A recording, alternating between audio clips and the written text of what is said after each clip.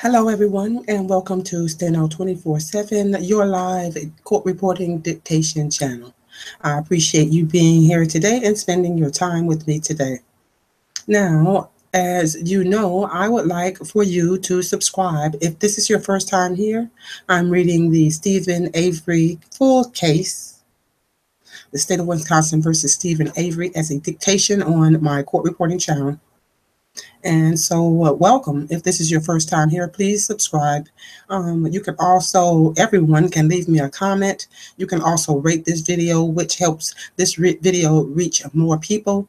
So the more engagement, the more people I reach. And that's pretty much all I ask of you, for all of the hard work it takes for me and my time to make these videos available to you for free. Nothing. I charge nothing. Now, could you please go ahead and do that for me? Go ahead and rate this video. You can do that now. And I'm going to begin. Let's go ahead and pull up this while you do that.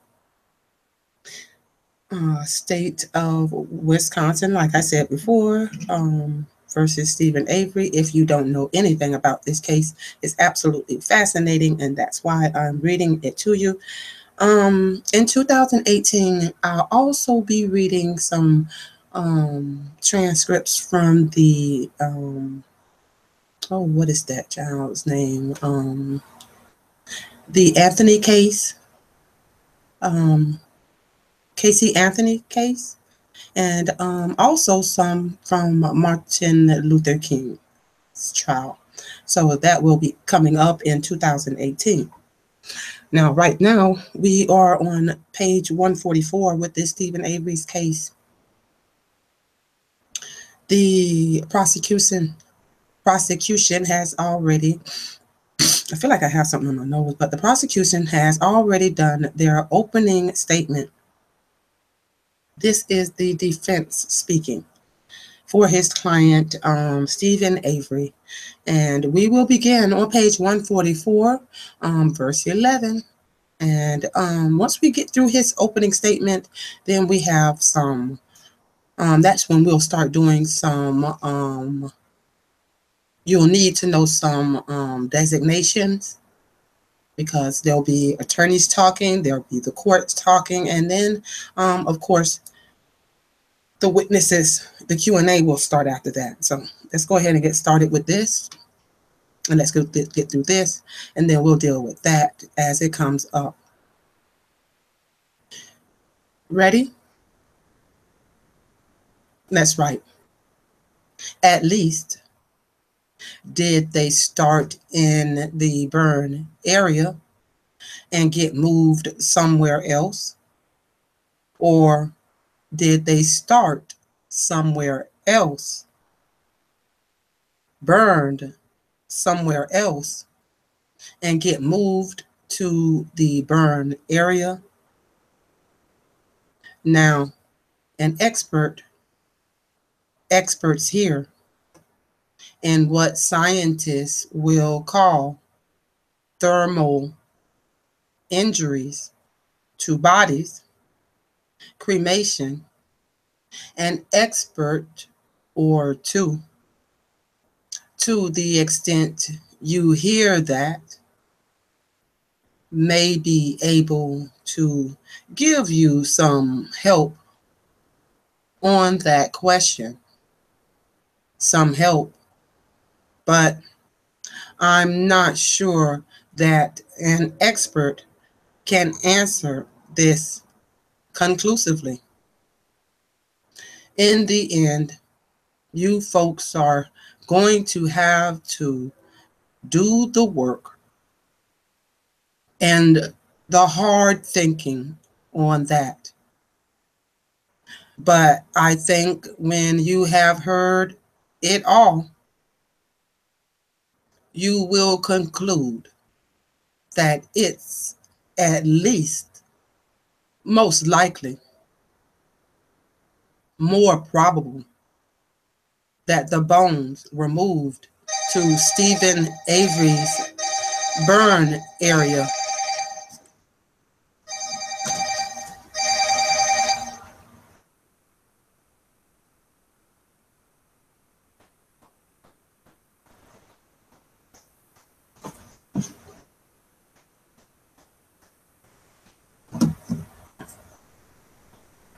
to another place or two. Why? You are going to find out that there are better places, even on the Avery salvage yard property, in which to incinerate a body. The burn area is relatively flat and scooped out a little bit, but it's relatively flat and open. It's a burn area, like many farms or rural homes have. Have burn barrels. It doesn't have well-developed sides to focus heat backward, inward on the fuel or things being burned. Neither does it have a ready external source of fuel. But the aluminum smelter,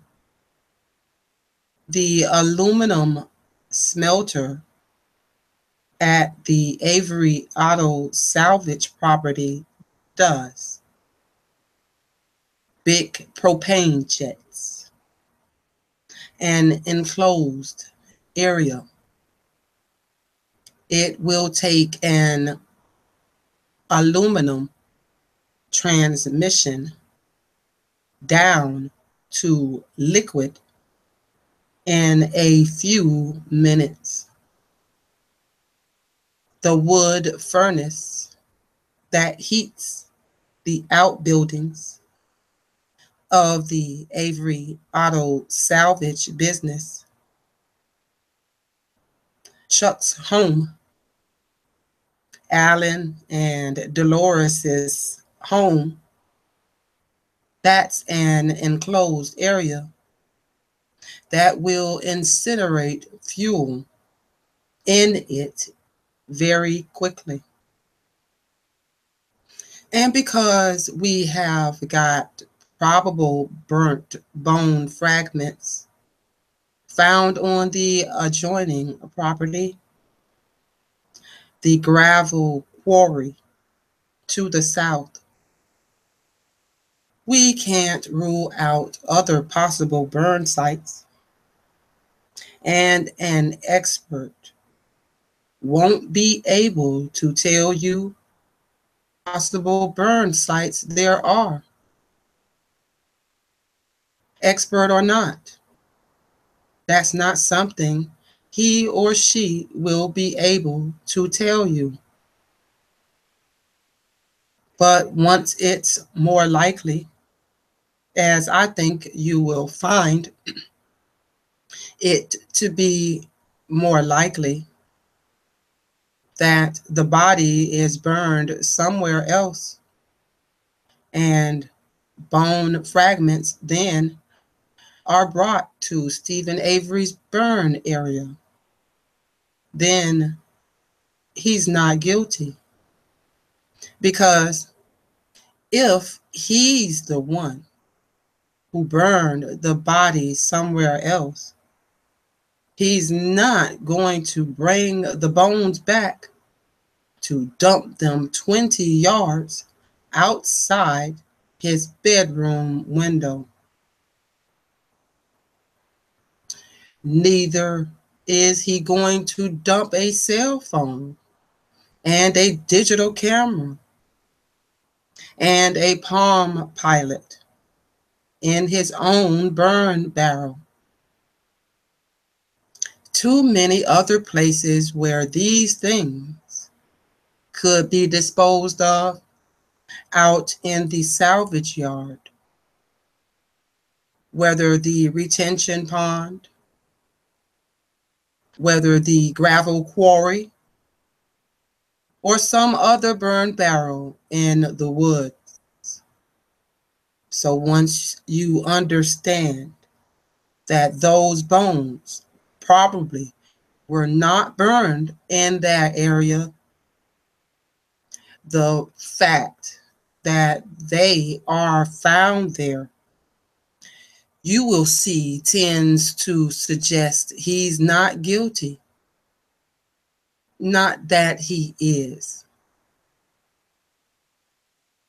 It is perfectly clear to anyone around this investigation on whom the focus of the Manitowoc County Sheriff's Department and the other investigators, to the extent that tunnel vision, that investigative bias bled over.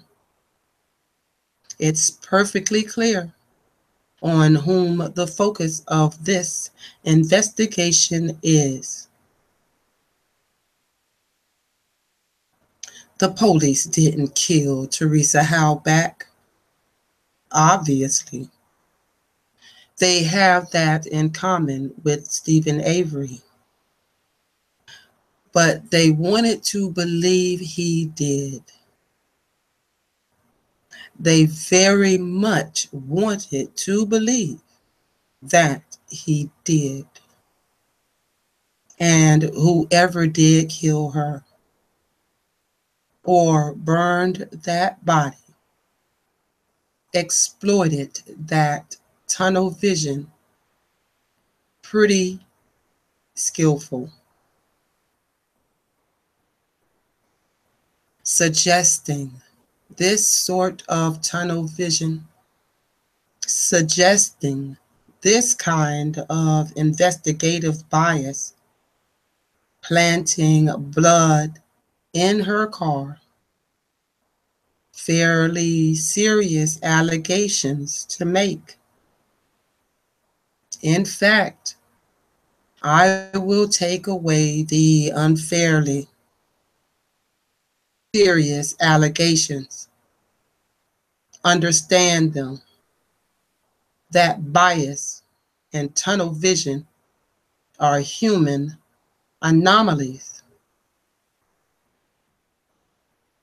And if you conclude, reluctantly, that Mr. Link or Mr. Colburn, in addition to all the other interests they took in searching and focusing on Stephen Avery, planted blood in her car, you will also conclude that they put it there because they figured it had to be there.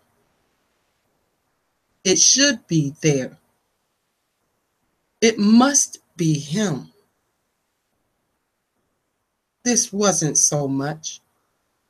I think the evidence will show you an effort to frame an innocent man. It was an intense desire to conclude that he, in fact, was the guilty man. All other possible leads for information notwithstanding, it was an immediate focus on this man. Starting shortly after 11 o'clock, Saturday, November 5th, 2005. But you do not have to take my word for that.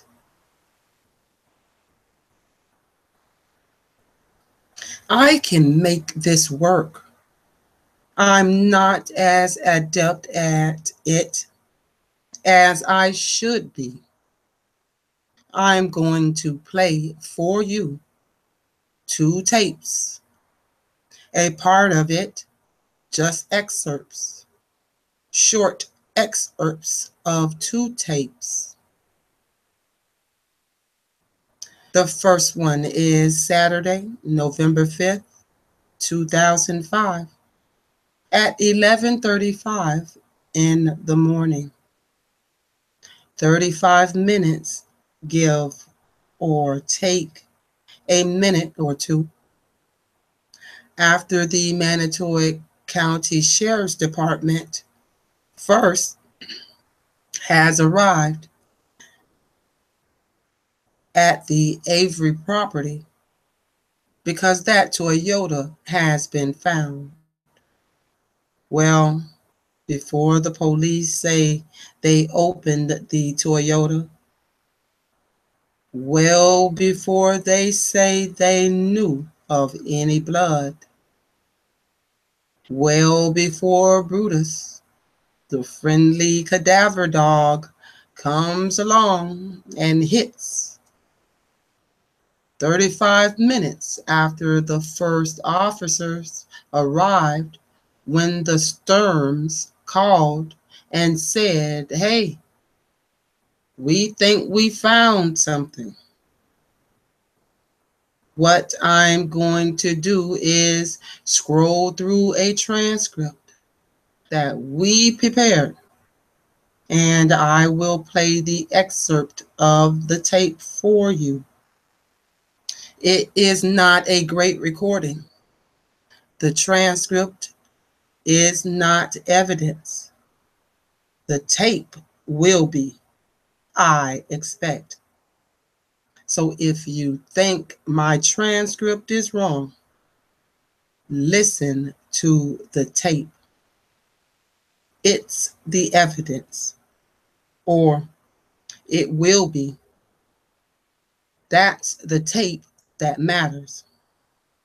This transcript may help you in understanding it or hearing it.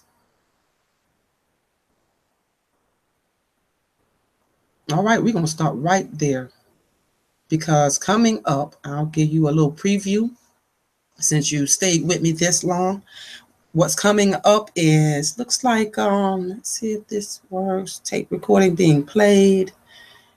You've got some banner back and forth with the attorneys. You got Strong, STRANG, and Detective Remiker, let me spell that for you. REMIKER.